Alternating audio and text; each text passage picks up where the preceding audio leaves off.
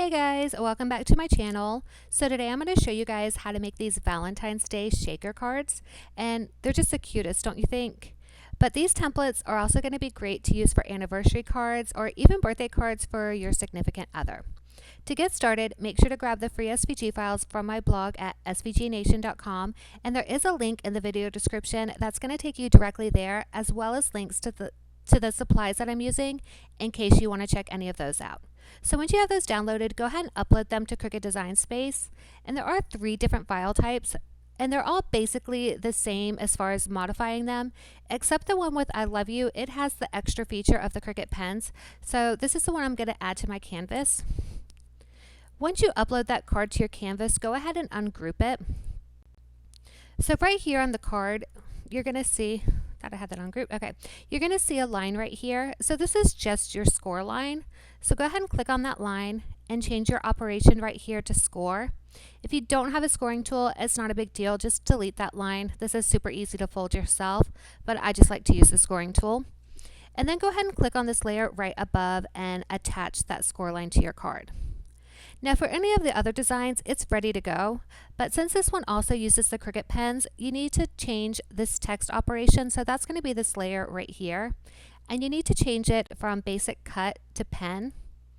And if you don't have any Cricut pens or your cutting machine doesn't write, then you can just delete this layer instead.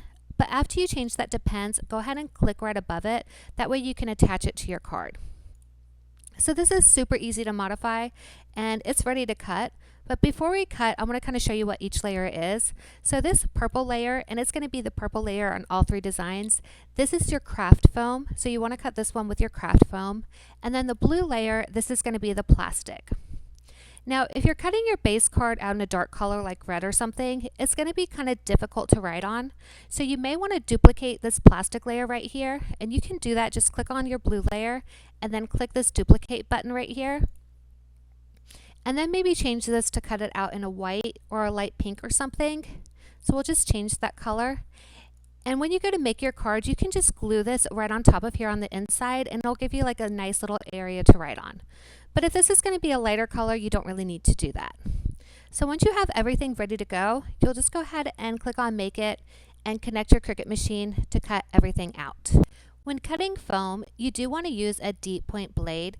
If you just use that regular blade that came with your Cricut, it's not going to cut all the way through. I have used it before, and you can kind of punch it out, but you're really going to get the best results using a deep point blade. And I am using the craft foam setting, and I'm adding more for the pressure, and this works perfectly. And then when you cut the clear plastic, you also want to use a deep point blade, or it's not going to cut all the way through. Again, the same thing. I've used my regular blade and I've just popped it out, but you will get the best results using the deep point blade. And I am using the plastic transparency setting, and I'm adding more for the pressure, and this works perfect for me. So once everything is cut out, start by folding your card in half on that score line, or down the middle if you didn't use a scoring tool. And then you're going to glue the foam layer to the front of your card. And when you glue this down, you want the front part of the design facing up, and you want to attach it to the front of your card. And then just use your brayer tool or something similar to help you press this down, and then set this aside while you assemble the rest of your pieces. For the I Love You card and the XOXO card, there are 2 color layers, and you're going to glue these on top of each other, but it is important that you pay attention to which layer goes on top. So the top layer should have more cut out of it, so when you layer it on top of that bottom layer, you can see the outline. So if you don't see the color on the bottom layer, then switch them and put that bottom layer on top. But for the lips card, there's only 1 layer, so you don't have to worry about that part. And then you are gluing the plastic onto the back of this. And then set this aside, and then you're going to fill in those foam openings with your glitter and sequins. And so just kind of put whatever amount you want. If you want a lot of glitter in there, add a lot. If you just want a little, just put a little. It's totally up to you.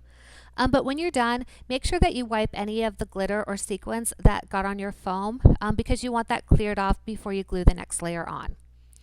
And so you are now going to glue that plastic layer right on top of the foam layer, and you're gluing it so that the plastic layer is going to be on the top when this is finished.